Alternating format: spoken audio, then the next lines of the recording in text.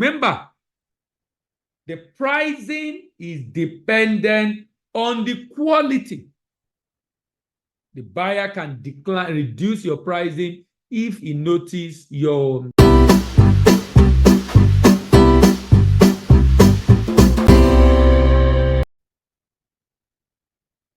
Good day, my name is Dele Ayimibo, and thank you for joining and stopping by this YouTube channel as we continue the conversation on export. Remember, on DBA TV, all we talk about is export, import, and trade in general. And we've been talking about different kind of products that can be exported, particularly from Nigerian perspective. If you are joining from other country, you can also export to the countries in question. Everything is pretty much the same, apart from the area of documentation that are peculiar to different countries. So it applies to you even if you are watching this video and you are not a Nigerian. Today, I'm looking at how to export cocoa shell. We have looked at cocoa beans. We have looked at cocoa butter. Today, we are looking at cocoa shell, and also we'll still look at cocoa liquor or cocoa paste or cocoa paste. So today, we are looking at cocoa shell. Now, when I say cocoa shell, the shell is not when you see a cocoa beans, you see the hard flesh at the back. That's the pod. That's the cocoa pod. That's not what I'm talking about. When you now open it and you will see the cocoa beans inside, the cocoa beans has a shell around it. The cocoa beans has a shell. The cotyledon, which is the cocoa beans itself, is inside the shell.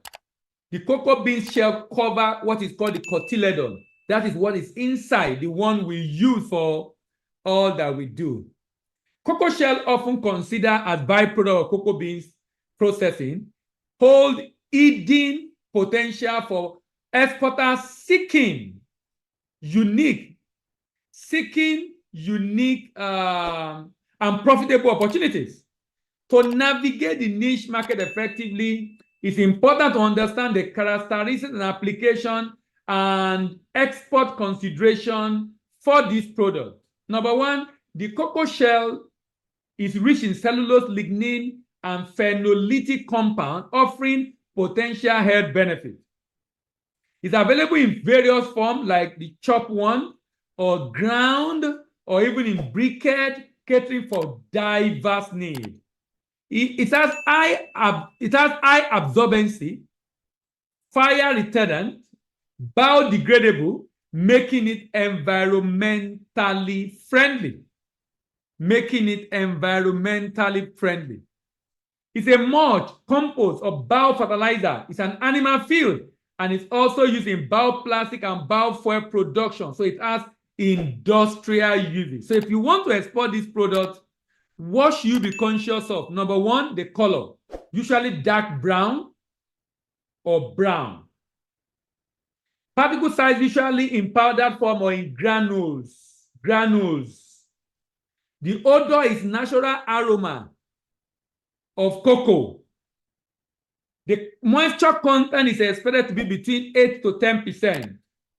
Low moisture content is essential for preventing the growth of mold. You will notice mold is a common characteristic. Growth of mold is a common characteristic you see for many products, particularly agro products, raw materials. Cocoa content, high cocoa content. High cocoa content is important. High cocoa content will minimize another foreign matter, typically specified to be a high percentage of pure cocoa shell without significant impurities. So impurities, if the cocoa content is high, that's an impurity. If the cocoa content is high, that's an impurity, because we want to do shell. So it's expected to have a low cocoa content and high shell. And of course, you expect that the foreign matter, should be smaller. So cocoa particle in the cocoa shell should not be more, because that becomes a foreign matter. The acidity, the free fatty acid content should be low. The free fatty acid content should be low, but the buyer will indicate what they want. The size of the shell should be consistent. Is it in particle form Is it grinded to powder? All this will be specified. Remember, the pricing is dependent on the quality. The buyer can reduce your pricing if he notices you're not meeting up with the quality, which is why I've emphasized in your quality, ensure you indicate in your contract rather what will be the deduction if quality is low, rather than rejection or outright rejection. Now, the total market size for cocoa shell demand in the world is very low. It's actually about $39 million. $39 million. So it's not a very big market. It's not a very big market. Who are the major buyers? Who are the major buyers of cocoa shell? New Zealand and Australia, that's Oceania, 41,000.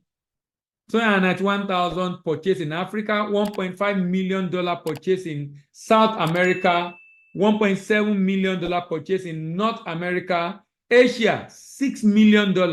European are the major buyer, $29 million. So who are those buying? Who are those buying?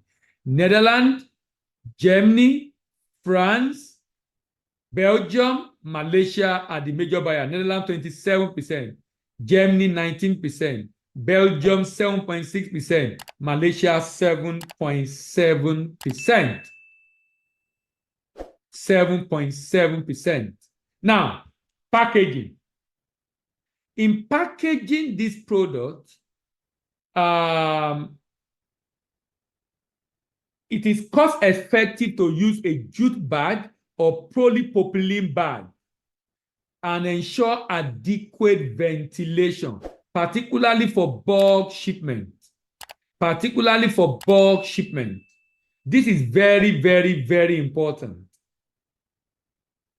Jute bag, traditional and cost-effective for bulk shipment. Polypropylene bag, durable and affordable. Offering improved resistance to moisture. Woven plastic bag, combine the benefit and breathability and moisture resistance. Cardboard boxes provide good protection and can be printed with branded information. Remember, the best packaging solution depends on your specific need and, of course, what the target market wants. So if you are exporting this product, ask, what does the target market want? And that should influence the way you go about packaging. But typically, people grind it and put it in a PP bag, the regular bag of sack.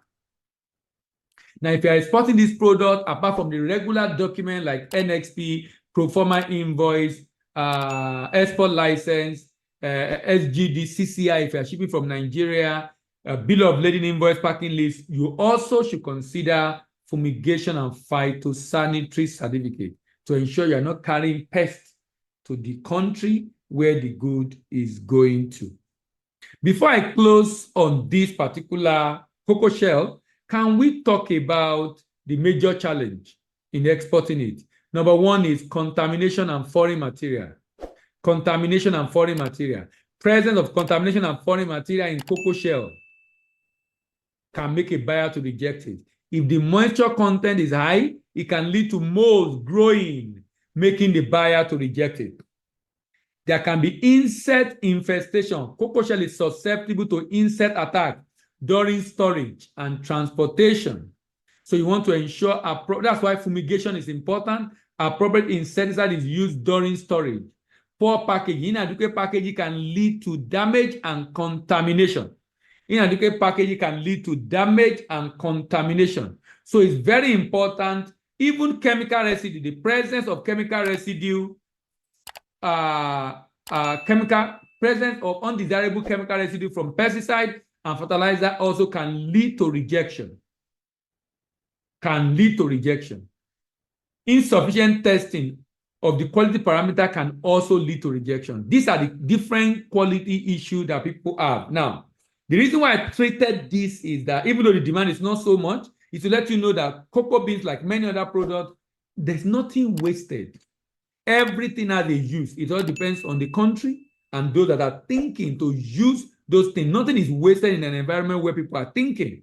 And that's what you see in most developed world. So you can begin to export cocoa shell to this market. If you are interested in learning more about this, drop a comment in the comment section. We'll be doing a full-blown training for each of these areas on our Zoom program that we do every Thursday by 5 p.m. and we'll be starting in February 2024. So if you are seeing this video, you might want to go and check DBA TV. And you might want to go and check rather. You can reach out to us through this channel on the comment section to get the information about the detailed description or seminar on this particular export. If you like what you've heard about export of cocoa shell, give it a thumbs up. If you have a friend that would like to hear about it, share with your friends. Subscribe to the channel and click on the notification bell so you know when we upload the next video. My name is Dele Ayimibo, and I'm your export doctor, and I'm signing out.